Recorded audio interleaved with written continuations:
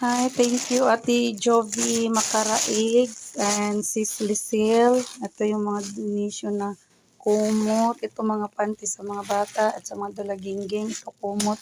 Ito mga noodles. Ito din. Ito biscuits and mga clothes na di pa naman na-use. Yung iba use na pero pwede na.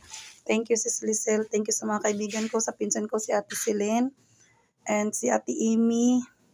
Tulong-tulong kami sa pagkuha nito. Ayan, salamat. Maraming salamat.